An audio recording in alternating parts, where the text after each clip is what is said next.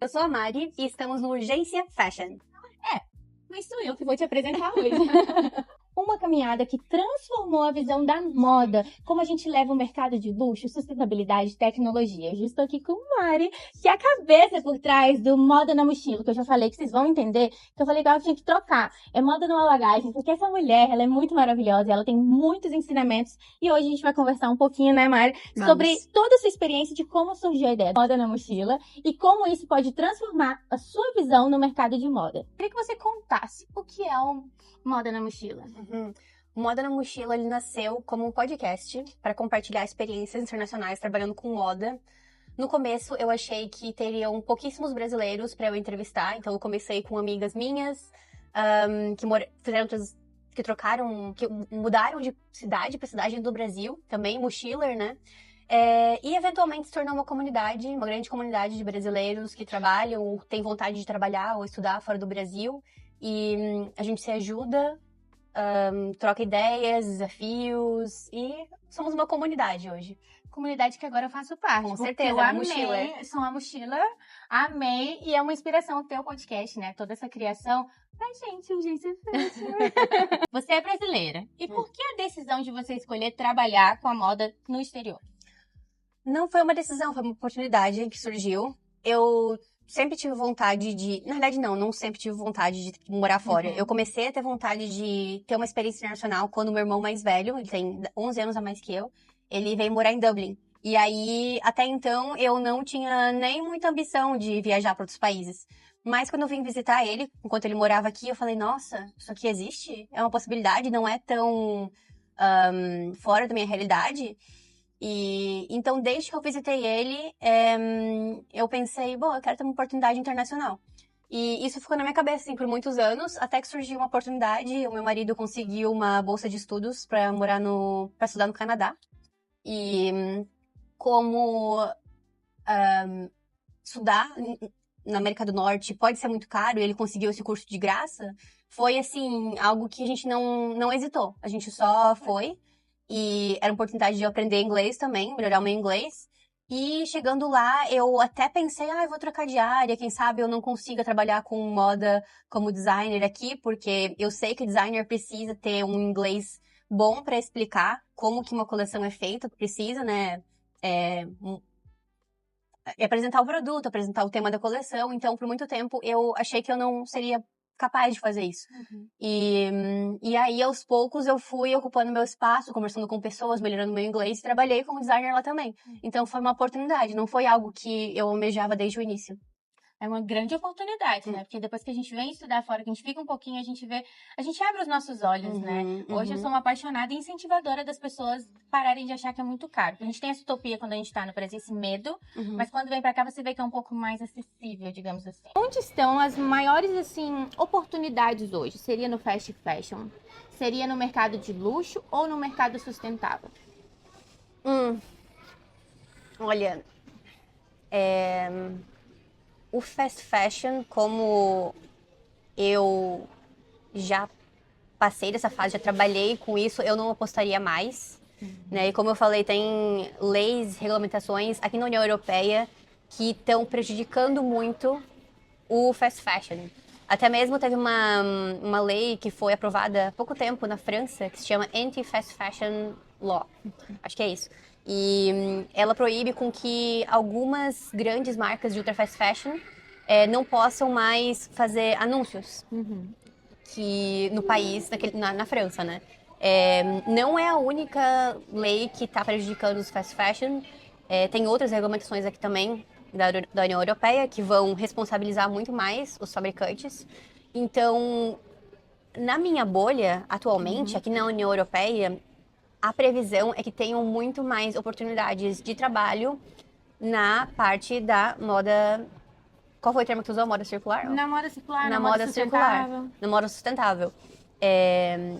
Muitas pessoas que vão ser necessárias para fazer não necessariamente a parte criativa e bonita do processo, mas para entender dessas leis e saber como que elas se aplicam dentro da empresa. Então, na minha bolha, aqui na União Europeia, se prevê que vai ter muito mais oportunidades para essa área. Eu acho que o luxo também faz parte disso, né? Eles também, da mesma forma que o fast fashion vai ser responsabilizado, também o luxo também vai ser. Eles também não, o luxo também não é perfeito, tem muitos problemas. Mas ultimamente, aqui, né, a gente tá gravando esse podcast em setembro de 2025, a situação do luxo atualmente não tá das melhores. O grupo que tá se saindo um pouco melhor nisso, que tá, né, à frente, é o grupo Prada, né? Que ainda tá conseguindo crescer as vendas e tudo. Então eu diria que se você está disposto a contribuir com o futuro da moda e fazer com que a moda continue existindo, eu diria para você apostar na moda circular, na moda sustentável. Eu também. Eu tenho um pequeno amor pela moda circular, o upcycling. Eu realmente sou uma apaixonada por isso. E eu acho que quando a gente pega esse olhar verdadeiro, e não só para aquela parte, do marketing, porque eu faço bonitinho, quando você olha realmente o que é, e não é somente uma coisa, são várias ramificações, dá super certo e tem um significado maior. Por que o inglês na moda ele é tão importante? O inglês na moda é muito importante, não diria só na moda, eu diria em todas as profissões. Eu acho que um erro que às vezes as pessoas têm é ficar sobrecarregadas em querer aprender todos os vocabulários da segunda língua, seja ela inglês ou até mesmo italiano, como eu estou estudando agora. Quando na realidade nem um nativo sabe todos os vocabulários da sua língua, né? Se tu for perguntar pra minha mãe, por exemplo, como que se fala um tipo de acabamento de roupa, um tipo de tecido, ela não vai saber. Exato. Então, para a profissão, é importante você saber os termos técnicos da tua área, né? Tem muitas pessoas que eu conheço que são de área de engenharia e elas não sabem como falar batom em inglês, mas elas sabem como explicar uma máquina, um parafuso, um carro e tudo mais. Então, acho que para toda profissão é importante você saber se comunicar e apresentar aquilo que é da tua área, o vocabulário da tua área. E uma curiosidade, prestem bem atenção nisso. Nas minhas aulas de inglês do Brasil, o meu professor, eu tenho aula particular, né? E ele fala assim que as aulas que eu mais falo, digamos assim, melhor, que eu literalmente mais falo, é quando ele me pergunta temas que é do meu nicho. Claro. Quando ele conversa, aí ele pesquisa coisas que é do meu nicho, porque não é o nicho dele. Pra ele poder conversar, que ele fala assim, você tá vendo como que você falou natural agora? Por que quando eu te pergunto outra coisa, você trava? Ele falou, quando você fala algo que você tem domínio, você fala muito melhor, porque você tá mais relaxado, né? Perfeito. E isso, eu sou a prova disso. É Eu mostro pra vocês vídeo depois, é muito engraçado. Assuntos normais, eu travada. Quando ele pergunta coisas do meu nicho, eu vou lá, igual um papagaio falando, do meu jeito, interesse. mas vou falando. Não interessa pra gente, né, falar de algumas coisas e anima muito mais quando a gente fala de coisa que a gente gosta, pra gente estudar também, né? Com certeza. Falar de moda ainda é muito delicado, na minha percepção. Nesse sentido que a gente quer, que é literalmente quebrar esse padrão de que é algo só glamouroso. Tem glamour? Tem, Brasil. Às vezes nós estamos sentados aqui, first line, na tua frente tá quem? Harry Styles. Menina, quase morri quando vi Harry Styles. Quase morri. Lá em Milão. Quase morri, ninguém acreditou. Eu falei, gente, tá aqui o vídeo. Mas, realmente, tem essa parte legal, mas tem muito trabalho por trás. Tem, assim, igual eu falo, pra quem já tá num nível de ser famoso, que não trabalha com moda, mas a pessoa é famosa, ela tá ali só pra sentar e assistir. Sim. Mas pra quem realmente trabalha com moda, que dali é um aprendizado, vai ter muito trabalho pra ela fazer no pós. O que mais trava as pessoas que querem trabalhar com moda, mas no exterior, assim? Você acha que é o portfólio, é o network ou é o idioma? Com certeza é o idioma. Inclusive, eu tenho dados pra isso. Eu faço pesquisa com a comunidade do Moda na Mochila todos os anos. E 65% dos mochilers já deixaram de aplicar para uma vaga porque achavam que não tinham inglês suficiente para fazer. E é engraçado que quando eu faço uma conversa com alguns alunos, antes delas começarem, para eles... É uma conversa de teste para ver se o inglês deles é bom o suficiente para fazer aulas de conversação, né? Todos eles têm um inglês muito bom para fazer aula de conversação. E muitos deles nem chegam a se inscrever no grupo de conversação porque já acham que não é suficiente. Então a mesma coisa acontece na hora de aplicar para uma vaga. Eles acham que não tem inglês suficiente e acaba nem tentando participar aplicar para aquela vaga, né? Mas então, isso é uma curiosidade, porque, por exemplo, o meu inglês na escrita, como na minha faculdade eu tive 5 lições, né, 5 matérias, todas em inglês, eu nem sabia. E eu não sabia nada de inglês, foi aí que eu tive que dar um start. Então, minha escrita ela é bem melhor.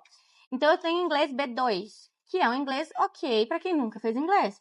mas tu me bota numa conversação, eu tenho vontade de chorar. Então eu deixei de aplicar muitas coisas, principalmente aqui em Londres, com esse medo de, tipo assim, chega na hora, parece que eu travo. Então eu entendo essas pessoas, principalmente no mercado da moda, onde é realmente muito olhado essa questão do status do inglês, porque quanto mais inglês você faz, eu vejo isso, principalmente esse tempo que eu tô aqui, quanto mais inglês você tem, mais capacidade de comunicação em inglês, mais portas se abrem, né? Com certeza. Isso acontece com outras línguas também. Por exemplo, agora eu tive uma temporada na Itália e eu senti a dificuldade de me inserir em alguns espaços, de participar de alguns eventos que eu queria ter participado, por conta da terceira língua, que agora eu tô estudando italiano. Muito Então, maravilhosa. assim, alguns eventos eram em inglês, eu entendia tudo que se falava no palco, mas chegava a hora do networking e todo Yeah. mundo queria falar em italiano. Eu não me sentia confortável de entrar numa roda de conversa e puxar papo em inglês. E a mesma coisa Sim. acontece no Brasil, eu acho, sabe? A gente gosta de falar português. Então, Uhum. acho que é um sinal de respeito também aprender a falar a língua do lugar que a gente Do tá, o local. italiano, o francês, onde você estiver. Ah, isso é muito legal. Eu gostei muito desse seu posicionamento, porque eu falo isso muito para os meus seguidores. Quando você vai viajar, tenta. Por mais que Tenta. você fala meio errado, pede uma desculpa, se for o Uhum. caso, mas tenta, porque a pessoa enxerga como um carinho grande você tá tentando falar. Sim, E a sim. gente tem que valorizar também quando os gringos vão pro Brasil para falar a nossa língua Com também. certeza. Eu sempre falo uma frase assim, que a gente tem que se sentir confortável em errar. Exatamente. Porque ninguém nasceu sabendo, Não. né? E isso também no mercado da moda. Foi o maior erro que você já viu acontecendo nas entrevistas, assim, em inglês? Não, nas entrevistas de moda, né? Que você viu em inglês. Acho que o primeiro erro, voltando para aquilo que a gente estava falando, é não estudar o vocabulário de moda e não se preparar para descrever o processo daquilo que você fazia. Por exemplo, uma pessoa que trabalha com design de moda, é importante ela explicar como que é o processo de pesquisa dela, quais feiras internacionais ela viaja para pesquisar, como que ela faz um mood board, de onde que ela tem inspiração, como que ela constrói uma tech pack, e até mesmo às vezes, uma ficha técnica, e até mesmo às vezes lembrar de nomes de softwares para falar, eu uso tal software, eu uso Illustrator, eu uso Browseware, sabe? Isso mostra que você já tá acostumada com aquilo. Agora uma pergunta, assim, uma polêmica fashion aqui, junto da entrevista. Qual a maior ilusão que você acha que os brasileiros eles têm no mercado de moda internacional? É isso mesmo? Putz, não sei, às vezes uma ilusão de que você vai ter uma qualidade de vida maior. E eu acho que isso não tem muito a ver com qual país que você tá, mas qual a cultura da empresa com que você vai trabalhar. Exato. Uma empresa você pode trabalhar loucamente das 8 às 10 da noite no Brasil, no Canadá, na Europa, independente de onde você estiver, por conta de uma cultura da empresa. Então, quando eu vou aplicar para uma vaga de emprego hoje em dia, eu tento pensar muito, avaliar qual que é a cultura daquela empresa, se as pessoas, do que eu tô buscando também naquela hora. Porque tá tudo bem também querer trabalhar muito, e tá tudo bem também querer trabalhar menos, ter uma vida mais equilibrada. Então, a minha dica seria, olhe mais para a cultura da empresa para ver se ela tá alinhada com aquilo com que você quer pra tua vida, do que somente pro país. Mas é claro que tem alguns países que, de modo geral, focam um pouco mais nessa parte de equilíbrio de vida e trabalho. Por exemplo, a Suécia, que eu tô morando agora, eles são conhecidos por serem mais rigorosos com essa parte do horário e viverem também a vida fora do trabalho, né? Mas acho que é isso. Então, voltando para essa parte assim do inglês, que eu achei isso muito legal, principalmente o que você carrega dessa importância na sua página. Quais seriam as 3 palavras que você acha que são super necessárias em inglês quando se fala do mercado de moda? Porque agora eu tô muito envolvida em estudar sustentabilidade para moda, economia circular, esse é um grande foco do meu mestrado na Suécia. Eu vou falar, então, 3 conceitos de sustentabilidade. O primeiro é um que se chama DPP, que a descrição é Digital Product Passport, que é um passaporte do produto para mostrar da onde que ele nasceu, desde a fibra até o pós-uso daquele produto. Então, para onde que o cliente vai mandar para reciclagem. Então, no futuro, o que se vê é que todas as peças de roupa vão ter esse passaporte. Para dar mais transparência para o consumidor. Então, esse é um termo que eu tenho estudado muito e ainda aqui na União Europeia vai ser obrigatório em alguns meses ou anos. e ainda está se estudando como que ele vai ser aplicado. Se vai ser um QR Code na etiqueta de composição, se vai ser NFID, RFID. Yeah. Então está estudando como que vai ser, mas é um termo muito importante. Sim. Outro termo que é um pouco mais novo, que muitas alunas minhas não conheciam, é o greenwashing. A maioria das pessoas conhece o termo greenwashing, que é quando uma empresa fala alguns dados, alguns números para mostrar que ela é sustentável, mas ela realmente não é aquilo tudo. Só que o greenwashing é o oposto disso, é quando as empresas param de falar totalmente porque elas têm medo de que elas recebam críticas das pessoas em relação a isso. E aí tu vai me perguntar qual que é melhor, greenwashing ou greenwashing? Eu acho que pelo menos é melhor ela tentar Que não fazer. do que simplesmente não fazer nada e não falar nada. Eu acho que por mais que às vezes a empresa não seja perfeita, e ela tá ali em construção, ela tá mostrando que ela é um pouco mais consciente, ela tá começando a entrar aquilo ali, tá começando a colocar na cabeça do consumidor alguma coisa. Eu acho que é pior não falar nada, não fazer nada, né? Exato. É um tema complicado. E a última? A última, eu posso falar sobre um termo que não é só de moda, mas sobre sustentabilidade no geral, que é Sustainable Development. Que acho que por muito tempo as pessoas, quando ouviam a palavra sustentabilidade, focavam só no lado do ecológico, né? Só no lado verde. Mas é muito mais que isso, né? Então tem um conceito sobre Sustainable Development que fala assim, que desenvolvimento sustentável é atingir as necessidades da sociedade atual sem comprometer a sociedade futura, sem comprometer as pessoas no futuro. Então, e essas necessidades são em vários quesitos, podem ser em relação ao meio ambiente, em relação à parte social, de não explorar os trabalhadores, não explorar os fazendeiros que estão colhendo o algodão, e também a parte econômica, de fazer uma empresa rentável que contribua com a economia e que gere empregos. Menina, é uma bagagem. É moda na bagagem. Isso faz uma grande diferença, fazer as aulas de conversação, de dar as aulas de conversação, que eu tô estudando de forma profunda toda semana. Não fico só mais scrolling aí no Instagram, né? Então... Vamos trocar, ó. Vamos fazer uma enquete, porque a mochila já tá pequena, entendeu? Tem que ser assim, moda em 3 bagagens. E a última perguntinha aqui pra ela. O que mudou no seu olhar depois que você começou a trabalhar com moda, sobre sustentabilidade, sobre essa preocupação além da roupa, assim, pra moda? Eu tinha muito medo, antes de começar a fazer o mestrado, de que eu iria começar a estudar sobre sustentabilidade e perder a esperança de que é possível fazer moda de uma forma mais consciente. Mas agora, tô no 2º ano do mestrado já, e eu vejo que é possível. É possível, eu não quero desistir, eu quero incentivar mais pessoas aqui, através da plataforma, da minha plataforma, a pensarem de uma outra forma. Não só quem trabalha com moda, mas também os nossos amigos, os nossos familiares, sabe? Serem mais conscientes nas compras deles. Então, eu acho que foi isso. Eu passei a ter mais esperança e eu achava que eu ia ter menos esperança.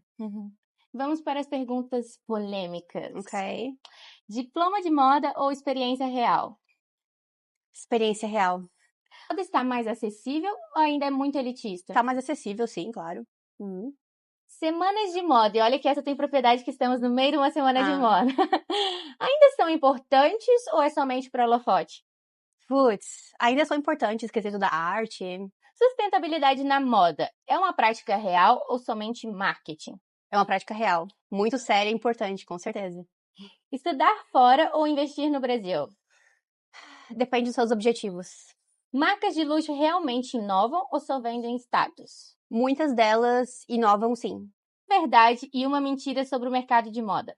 Acho que uma verdade é possível criar a sua rede de contatos, mesmo que você não seja uma nepo baby. Uma mentira... Só pessoas ricas conseguem trabalhar com moda? Talvez. Moda brasileira inspira ou somente copia o exterior? Inspira, com certeza. País que mais valoriza brasileiros no mercado de moda? Aquele que você sabe falar a língua do país. Última polêmica, fashion. A moda está mais preocupada com o impacto social ou com os likes das redes sociais? Essa é muito difícil. Eu precisaria de um podcast pra falar sobre Vamos isso. gravar um programa só sobre isso. Vamos. Mas eu espero, a minha esperança é que muitas marcas estejam um pouco preocupadas com sustentabilidade, mas que no fundo eu sei que a moda, as empresas de moda sempre estão buscando lucro, e em busca desse lucro, como fala, dessa ganância, acabam se tornando menos sustentáveis. Então, esse foi mais um episódio de Urgência Fashion. Estou aqui, então, com Mari, muito maravilhosa. Ela deu uma aula, não foi nem assim uma entrevista, foi uma aula. E eu espero que vocês tenham gostado tanto quanto a gente. Muito obrigada, Ana. Deem um like aí, pessoal. Beijo!